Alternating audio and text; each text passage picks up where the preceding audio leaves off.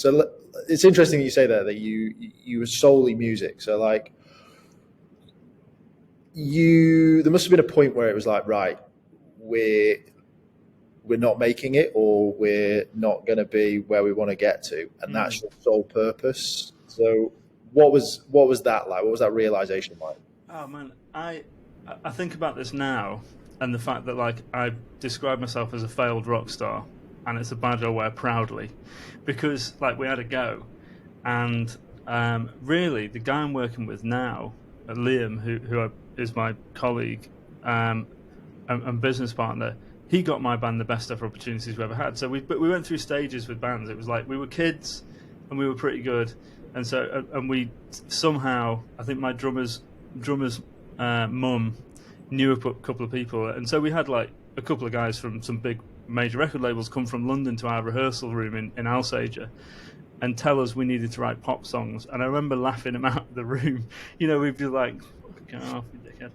Yeah. He was probably right, in fairness. And then we had so we had a couple of people coming and sniffing around us at a very young age, but we weren't ready for anything really then. We just weren't. We were kids, and then when we got to the age where we perhaps thought we were ready for something, we had a producer in Manchester, and he knew we weren't ready, and he told us, and we were thinking, no, get lost, we could handle it. He was like, if you got signed and got famous now, you'd all just die. You just wouldn't be able to handle it. And he was probably right again. But eventually I realised that the only way that we were going to get anywhere was through doing it ourselves. And actually I've always had this rebellious streak, I guess, and sort of went, I don't like the way the music industry is. I don't like the fact that I've got to appeal to whoever it is. I just want to do it myself. Hello. This is Will. He's my son. He's just telling me he's going to strip a Warhammer model. Oh, nice. Hey, Will. Welcome to the podcast. So the industry, the music industry, and I was like, do you know what? I don't think anyone's going to take us seriously until we have proved ourselves, and I feel like that with all the artists I work with. You kind of got to get yourself to a certain point. So I took it on myself to kind of learn the industry and how it worked, and marketing and promotion, and how to kind of do all that stuff.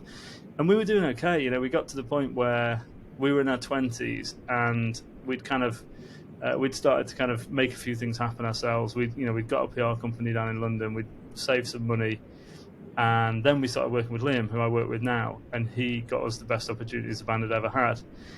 I don't know what the timeline is, but I lost my dad 16 years ago, and that was a very dark period of my life, and I think it coincided with me quitting the band and the band kind of ending. And we got, so I think that's sort of part of the timeline. I for some reason, like, it's a bit of a blackout, and I know why, because it was a bit of a blackout period in my life. I can't quite put the pieces together, but I know when my dad died, we were gigging in France in the Alps. This was like a covers gig, but we were over there just after. Do you know the band The Feeling? Sort of pop. Yeah, pop band. Yeah. Well, they were there the year before, and they had a different name, but they were over there as a really good covers band who then like threw in some original stuff, and we were there the year after, and people were going, "We had The Feeling last year. You guys should do you do original stuff?" And those gigs were amazing, even though we were doing covers, which I remember growing up when I was 16 to maybe 20. Thinking I'd rather eat my arm than play covers. I thought it was prostituting your art. But actually, getting paid to snowboard and gig for 3 months was quite a good gig. But we were over there. We just played an après ski, and we'd had like crowd surfing people with ski boots on, just kicking ass. And then I got this phone call, and I remember I collapsed onto just on my knees.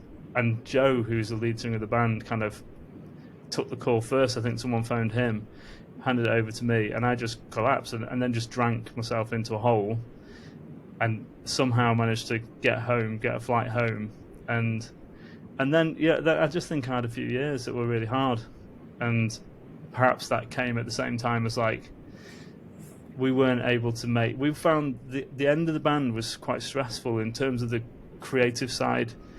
We weren't happy with where things were going. We felt like we were working on songs for too long. So we'd love this idea. We'd have a spark of an idea in the rehearsal room. In fact, one's called Little Sparks. I'll show you later because we did finish it, but we never actually released it.